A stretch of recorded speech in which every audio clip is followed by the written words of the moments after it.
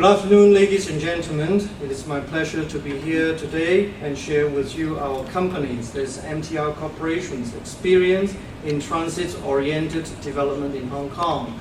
Actually, we wish to discuss how the skyscrapers can be supported along our railway lines and railway stations. My presentation will first introduce the integrated rail and property model, that is the transit-oriented development and its merits. And then I will show two case studies to illustrate how our TOD, that is transit-oriented development, has transformed the city of Hong Kong over the past decades. First of all, the rail and property development model has been adopted by the MTR Corporation for more than 20 years.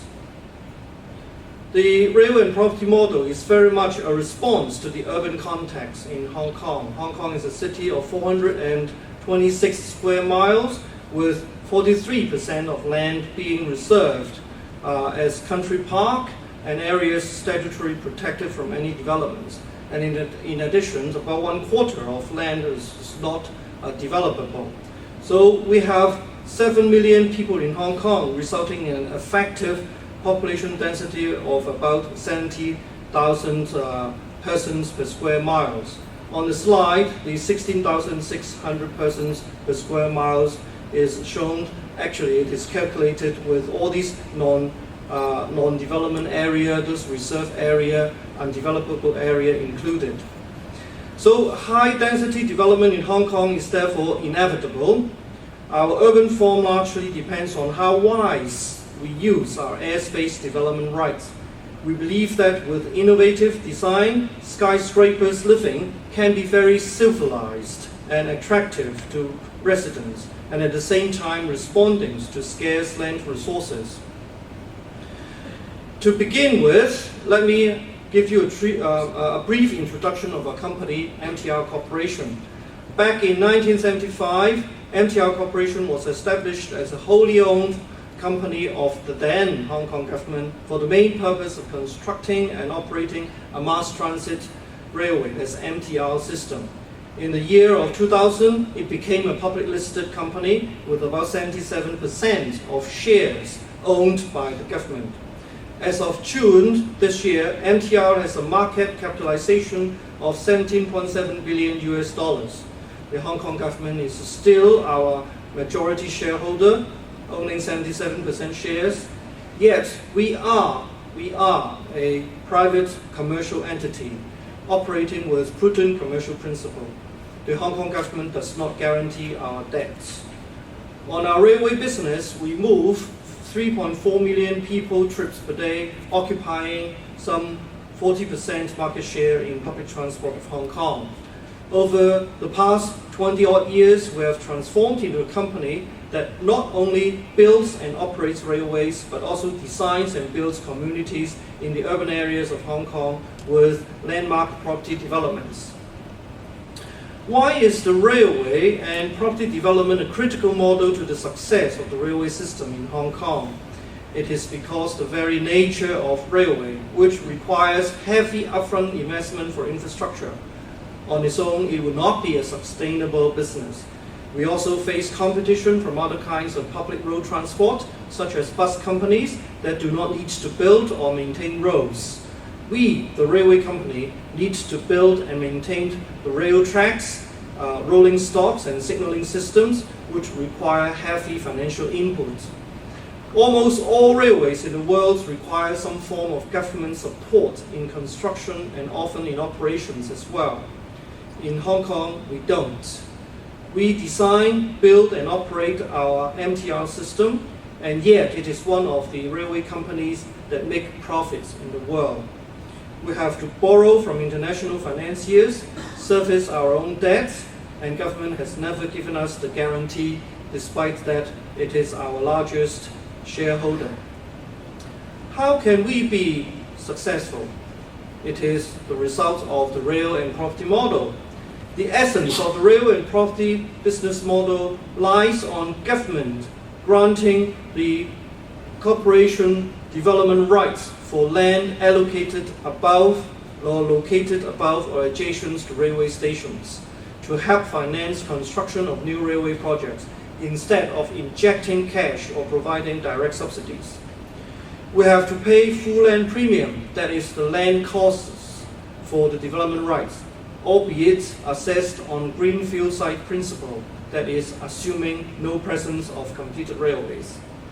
We then pass it on to developers through public tenders, and they pay for all costs, including construction costs and finance costs, and build the developments on our behalf. MTRC has the total and final control in all vital decision-making throughout the process. Through this, we have succeeded in making profits over the years by a low-risk approach when structuring development deals. From the government's perspective, there is no cost associated with the granting of development rights to us. The government instead obtains the full market value of the land, that is the land premium for each site. In the course of railway construction, and as soon as the railway is completed, the property value has increased, and in some cases by 100%. Both the developers and MTR are able to capture the profit through enhancement in value due to the presence of the railway. We derive our gain through either the sharing of cash profits with developers, or the sharing of assets in kind, or through upfront payments from developers. This slide explains how the government has gained over the years in numbers. Since 1995, when we started to build the airport railway, we have paid a land premium of about $9.9 billion in total for the grant of development rights from governments to us along two railway lines, that is the airport railway line and the Zhejiang line. The company was public listed in June 2000 after the Hong Kong Special Administrative Region government sold 23% of its issued shared capital to private investors in an initial IPO. The IPO in year 2000 has also generated about $1.8 billion for the government. During the past 8 years, government has also gained about $560 million as cash dividends. The government holds ownership of 77% of the corporation share, which is about $13.6 billion of the company's market capitalization as at 30th June this year. Since 1995, Hong Kong government is able to orchestrate building over 28 miles of environmentally friendly railway through our corporation, and at the same time earn a proceed totaling $21.4 billion. This slide further gives you the introduction of the company. On 2nd December last year, the operations of MTR and Kowloon Canton Railway Corporation were merged to form one of the most efficient and far-reaching railway networks in Asia. In Hong Kong, now there is only one railway company in operation, and this is our company. After our merger with expanded network with route length of 131 miles, our average number of passengers on a weekday is about 3.4 million. Along the railway stations, we have over 60 property developments throughout the network, 42 of which are rail and property projects. These slides summarize our property development experience since 1970s. Over the years, we have built huge volume of residential office, retail and hotel developments, providing homes, workplaces and entertainment venues for Hong Kong population. Our rich experience covers the whole property development cycle, from planning and design, property development, construction through to property management. The rail and property development portfolio in terms of gross floor area over the years is 130 million square feet. 130 million square feet. Including residential apartments, providing housing for over 400,000 people. And I'll share with you the merits or the advantages of the integration of property with railway. The key to success of this model is that MTR, being a single agent, acts as a master developer responsible for the design and master planning of the development site. This is to ensure the best integration of property with railway. Our success largely hinges on our capability as a single master surrogate developer covering the whole property cycle. How are the two elements, railway and property, integrated together? We lead and coordinate the development process from the very first beginning, that is preparation of the development master layout plan and phasing, and right to the end, that is property management after completion. Throughout the development cycle, MTR's role includes resolving all interfaces with the railway, tendering of the land parcels, liaison between different developers and government authorities, and monitoring the quality of the developments. Even after the completion of projects, we usually retain the property management right of the premises. In Hong Kong, we now provide property management services to over 71,000 residential apartments and 8 million square feet of commercial properties. This is to ensure the continual upholding of best development standard. Our property management expertise will give feedback to the design and planning of developments at the outset of the development cycle. Here it shows how the property integrated with railway station. Here is the railway station. When our railway engineers design the railway stations, they also think of the vertical integration with the development right above the railway stations, and horizontal integrations with shopping complex, in-town check-in facilities, public transport interchange, and as well as the stations. Proper integration with the railway not only maximizes the development potential and land value, but the profits generated from the developments would help fund the railway construction costs, make it a win-win situation for the MTR and developers. So when our railway engineers was building the railway station, they also sink foundations and substructures to support the loading of the developments above. This kind of integrated property development model supports successful skyscraper projects, such as the International Finance Center on Hong Kong Island, which is 88-story high, and the Kowloon Station development, including the 118 stories International Commercial Center. Over the years, we have created a win-win-win-win, that is four-win situation for the government, the Hong Kong society at large, developers, and the corporation through implementing this railway and property business model. The public has benefited from a world-class railway system and well-planned, high-quality communities along railway corridors. The public at large like living above the railway stations because of convenience and because of the quality of products we have produced over the years. The railway improves accessibility and enhances the railway value, which was then internalized by the railway company through property development. As a result, the railway company, that is this MTR Corporation, and the property developers benefit. While the government's role is focused on macro policy formulation and the developers' role are more concerned on the micro side of the market and profit realization, MTR, acting as the middle agent, can resolve the conflicting objectives between the two parties and enhance collaboration of various stakeholders. In summary, the MTRC does not merely act as the middleman between government and developers. We play an important role in master planning, determining the best phasing arrangement and tender timing, and also monitors and coordinates site progress and quality after the joint venture partners are chosen.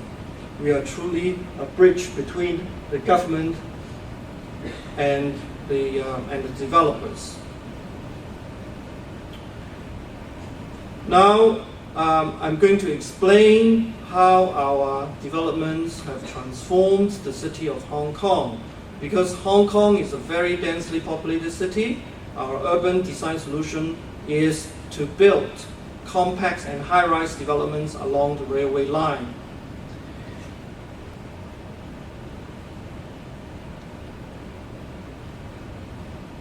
In terms of urban form, the rail and property model calls for high-density planning concentrated around the railway station. Because of convenience, land around station yields high value. Hence, higher density development represents a better utilization of land resources.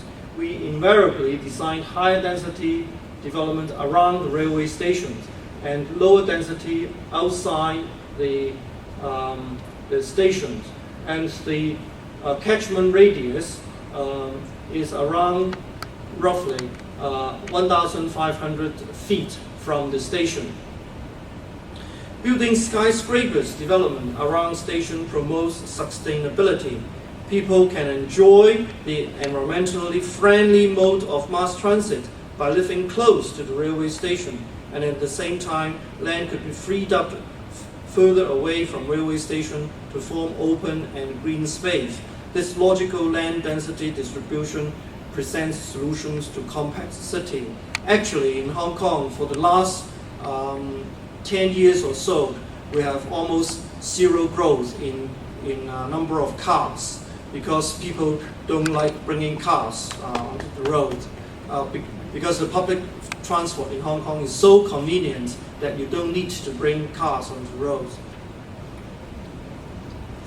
Here, I'm going to give you some examples of how we transform the city of Hong Kong. This is the first generation, that is between 1970s and 1980s. This one is the Telford Gardens. It used to be an industrial area, and after sea reclamations, we built a total of about 41 residential blocks above the depot, you call depot. The depot means the stabling and maintenance yards of our trains.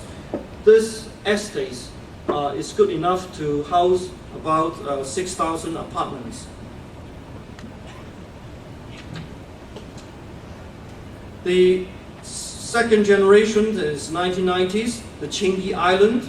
The Chingy Island, used to be the Chingy Island. The Chingy station is over there.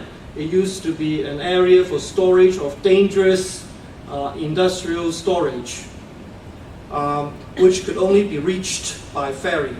It has been extended drastically by sea reclamation. Now it is well connected by MTR and bridges.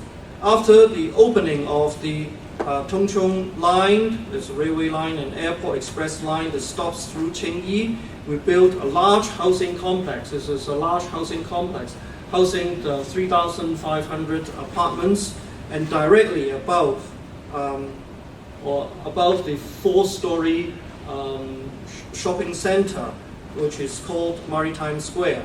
The development has entirely transformed the district and has become the center of Chingy community, quite different from what it used to be as an industrial area.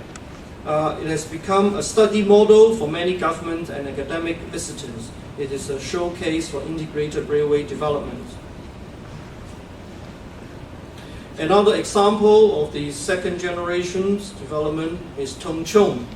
Tung Chung is situated on the northwestern coast of Lantau Island, where the airport is located. Now, this is the map of Tung Chung in 1992. Tung Chung used to be a fishing village, and this is a map before the Norman Foster, the Cheddarcock Airport was built. It used to be an island, and the government exploded the whole island and used the earth for sea reclamation. The Tung Chung was also the part of the sea reclamation, which is this one now. And the private developments involved by a company, including all these skyscrapers. The railway station, the Tung Chung railway station, is situated there. And as part of this airport core program, we built the railway infrastructures to serve the airport. At the same time, we collaborate with the government to plan, design, and build the Tung Chung New Town, which is the Tung Chung New Town here, which now houses about 77,000 people. With only 27 minutes away from Hong Kong Central Business District via MTR, Tung Chung is now a residential and commercial hub, supporting the permanent and transient community associated with the airport.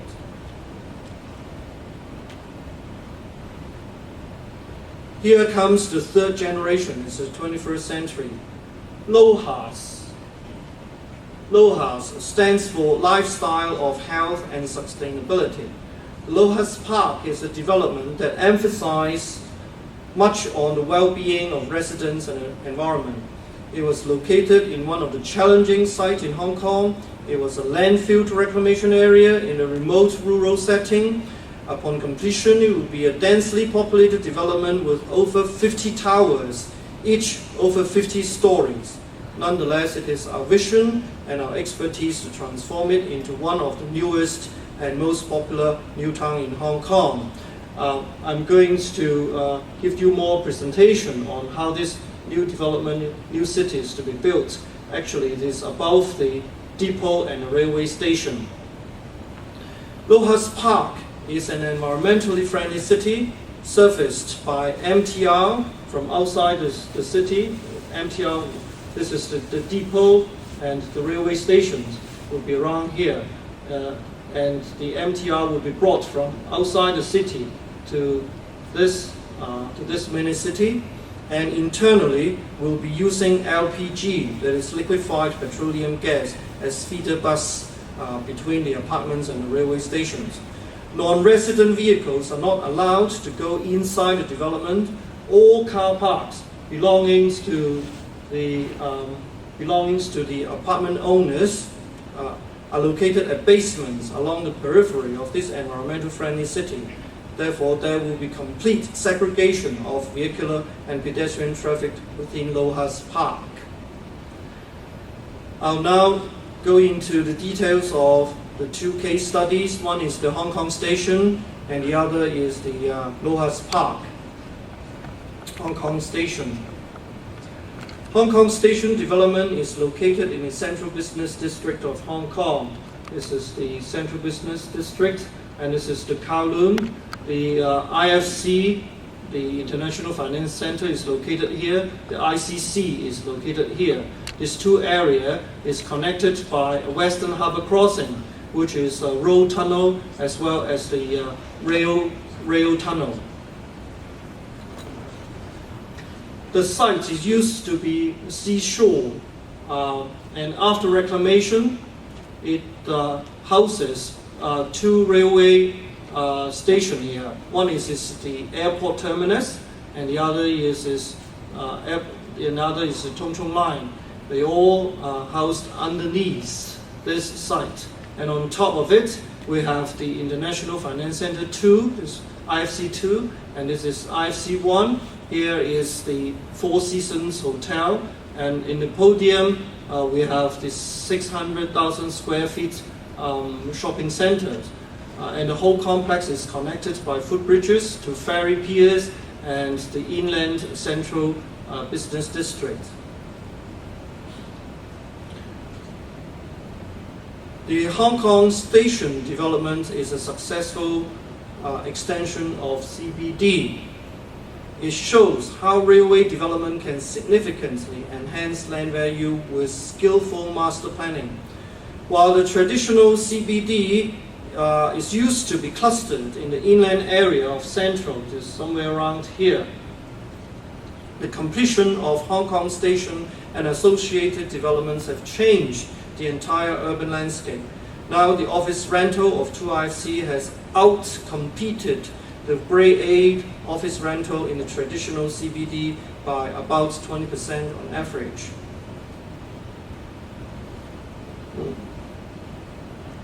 Because of the excellent planning and the collaboration with joint venture partners, the rent of 2IFC is one of the best evidence for the success of the projects. We began leasing the 2 IFC in year 2003. At that time, there was about $5 per square foot. But at that time, we faced a very tough situation. Is in year 2003, we faced the SARS disease. At that time, it was just, well, we faced the disaster of rental in Hong Kong. But now, after 5 years, the rental has now reached to $21 US dollars per square foot, and it is now the most prestigious Grade A office in Hong Kong. The building of IFC project at a location that is an extension of the CBD is a bold move. It is inspired by the relocation of financial district in New York from Wall Street to Battery Park, and in London from Westminster to Canary Wharf. The replanning of Central in Hong Kong proved to be extremely successful. The 2 skyscrapers, IFC 1 and 2, now house most prestigious financial institutions, including the Hong Kong Monetary Authority, that is the Federal Reserve equivalent in states, and major banks. 2 IFC is now the tallest building in Hong Kong, 3rd tallest in the Greater China region, and 6th tallest office building in the world. And on this slide, you see the 2 IFC here, 1 IFC there, and 4 Seasons Hotel. And then you have the shopping mall here, IFC Mall. You have the in-town check-in and the subway station all underneath this development. And all these integrated functions just fall within a relatively small site area of about 600,000 square feet. It is the result of the corporation as an agent and overall coordinator responsible for the overall planning, design, construction, and management in conjunction with our joint venture partner.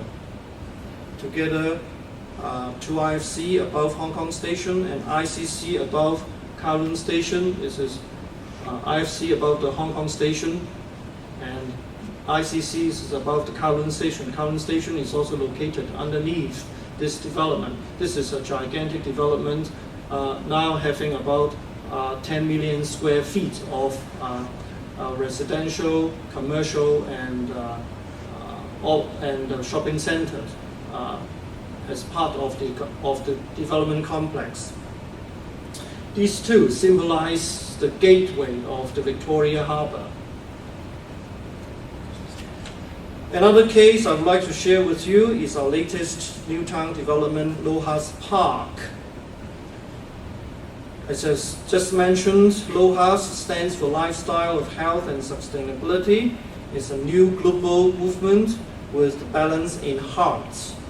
The balance between premier living and sustainability is the union of modern, sophisticated luxury and healthy living amid inspiring environment. The Aloha Spark is our 3rd generation of property development. It is a new town above a railway depot and station, which would eventually accommodate 58,000 residents.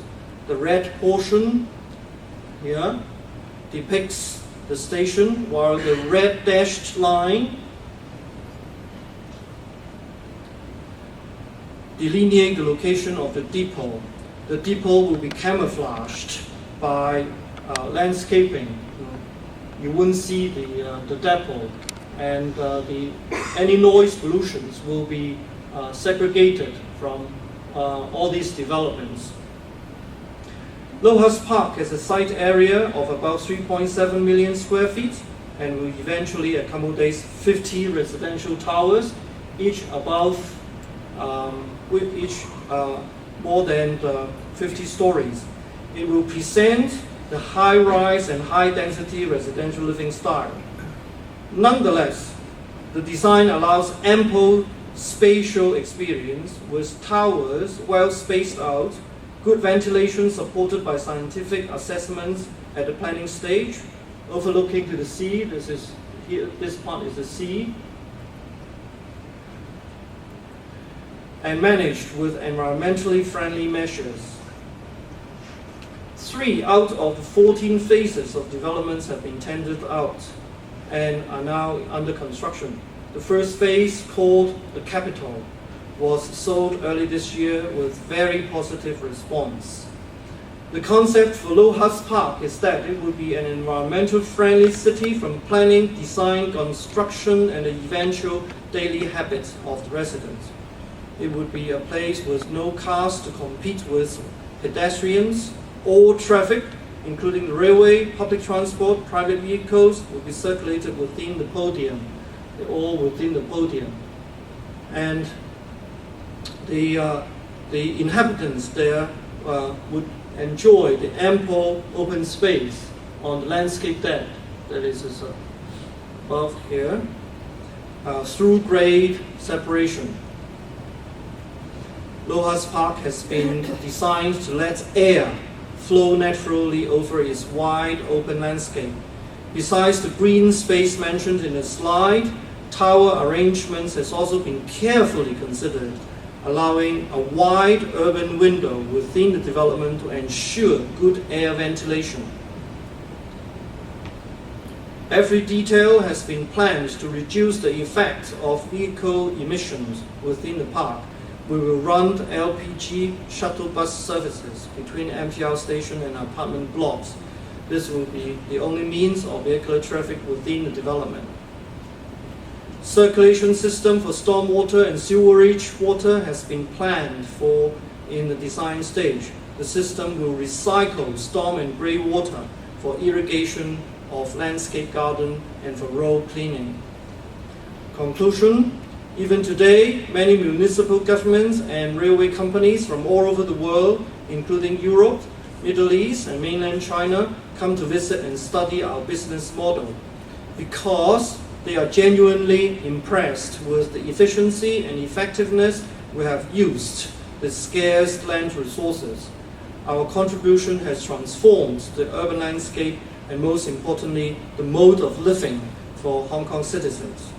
This ends my presentation today. Thank you for your interest in learning our business and our approach of rail and property model in changing the cityscape of Hong Kong. Thank you.